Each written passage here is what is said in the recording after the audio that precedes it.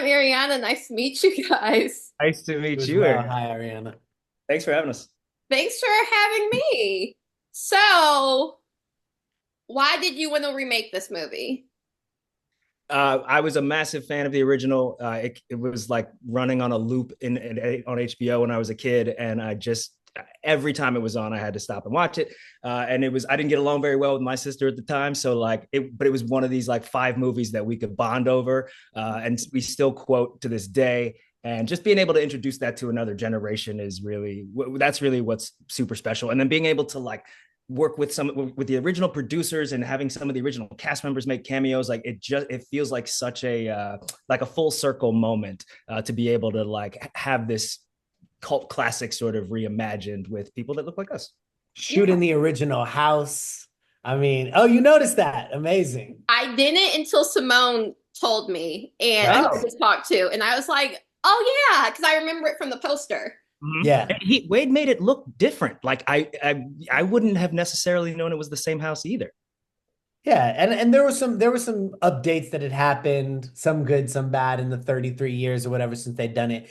For me personally, of course I was aware of this movie, but it wasn't a movie that I was like, got to remake this movie. This is my life goal. But I read Chuck's script. I really, I'm the oldest of four siblings, and I just fell in love with the story and the way that he was able to kind of show these four very different Black kids in this world that we don't get to see Black folks a lot in, Mhm. on screen. And so for me, I was just excited to be able to approach this zany world with the same kind of wildness.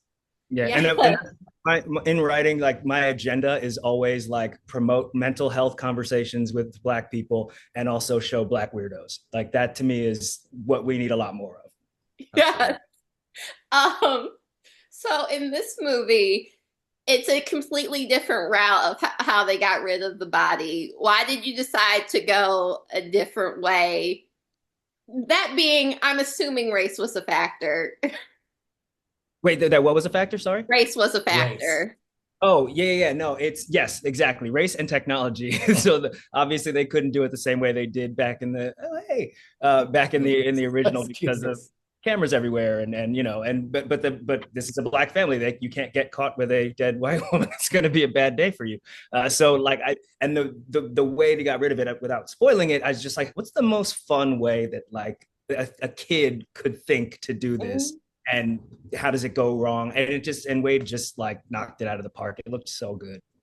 Well, that it was such a gift visually. We got to like shoot in this like, by this lake with like crazy lighting, and we got to put, well, yeah, I guess we don't want to give it away, but there were some stunts that happened, and it was an enjoyable thing to It's embark on. probably the most expensive thing in the movie, and Wade fought for it. Bless him. I'm really glad that he Yeah, they kept it. tried to take it away from us. Did. But it's what I thought what it made it so special, and I thought it made it real. Like it just looks real.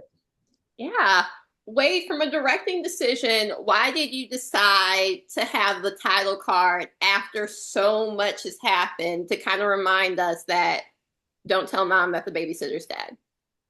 I think structurally, the movie always was sort of had these very two different parts, right? It sort of presents itself as like this movie that's going to be like Home Alone in the sense that, a babysitter's going to come and that's going to be the thing that they have to deal with. But then the babysitter's gone and it becomes a very different kind of movie. It becomes this like almost like working girl kind of movie where she has to dress herself up as something else. And so it was important for me to kind of show that delineation, which is that there's this part of the movie which has a very specific kind of feel, very, very fast-paced kind of feel, and then have that switch over once the babysitter is in fact gone and dead, and move into something different. So it was to sort of like help the viewers understand that we were about to move into something a little separate from that. How did you guys go about updating the movie, but not going like, hey guys, it's 2024, that then like 2 years later, like this movie feels super dated? We didn't have a ton of cultural references in there in terms of like pop culture. I mean, we had like the culture obviously represented, but not like pop culture. And yeah, I think that's just sort of how to make it timeless. I think also Wade the way that he shot that, like it's very, it looks 90s and then it looks 70s and then it looks today. So there's a little bit of each era in there. Also the music, there's a little bit from each era in there. So it in representing so many different times, it feels timeless. Yeah, and just to piggyback on that, so many movies, especially comedies, really try to kind of like reach for a moment. And I was just more interested in what was our moment, together and working together. And so the kind of mandate to across the departments, whether that was costumes or production design or the music. Sorry, my daughter is obviously here with us. I'm one of four, That's the so I life we totally live, get it. um, was really just like, let's not try to chase anything. Let's not try to be like hyper contemporary. Chuck had handled a lot of that stuff in the script. And the 90s is very present in today's culture. So let's just do what feels right to us. And hopefully that will make something that lasts and doesn't feel like kind of frozen in time. Yeah. Wade, as an actor, how do you think that helps you as a director? Immensely. I mean, the kind of language that I have to be able to talk to actors, obviously. And, everybody has a different process to get to a place, a moment, a sort of authentic and real performance. And you have to know these different ways into that. So for me, it's invaluable. And I think as a performer in general, I mean, one of the things that, I also kind of came up as a dancer, and that was one of the things that like helped me so much as a director in terms of how the camera moves, the kind of choreography between the subjects, our cast and the camera, and how all that stuff moves through space. So a lot of different elements help. He's being a little modest too. He's also a writer. We were Kenya cousins. He worked on Grownish and I worked on Mixedest. So like I think he understands an extra bit how to translate a script onto the screen, and I feel like he understood it in a way that like not all directors would understand it because he has so many different great backgrounds. Kenya cousins is like my new favorite term. Like I just made that up.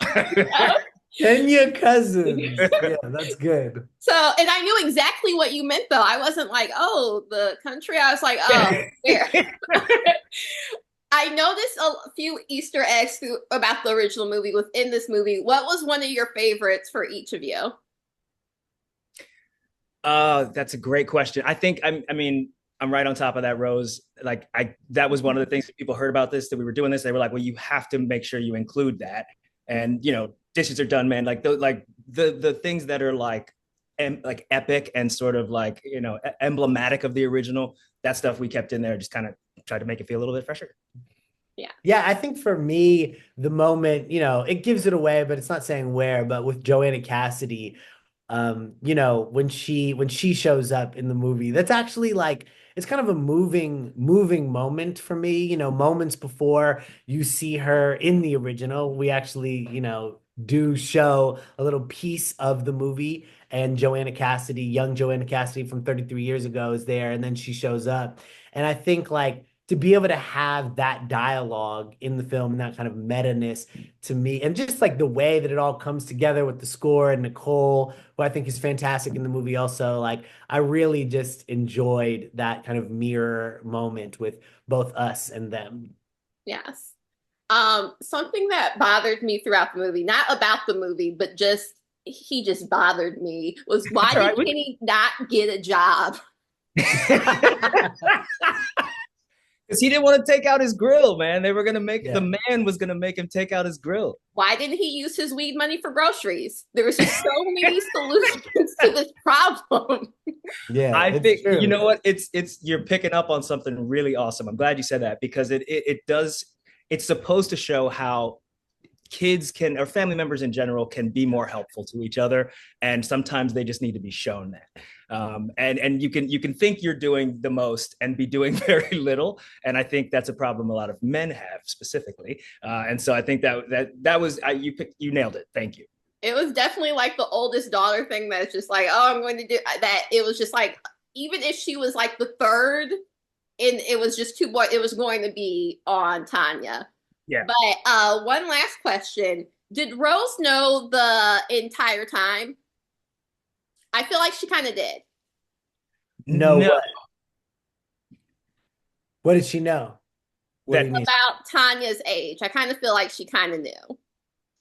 Oh, I never thought of it like that, but I mean, Nicole played this so like wonderfully off the wall that I think nothing in some senses it's like she had no idea what was going on, and in another sense she knew every little bit that was happening. So that I guess would be a Chuck question and answer, but in my head she didn't know.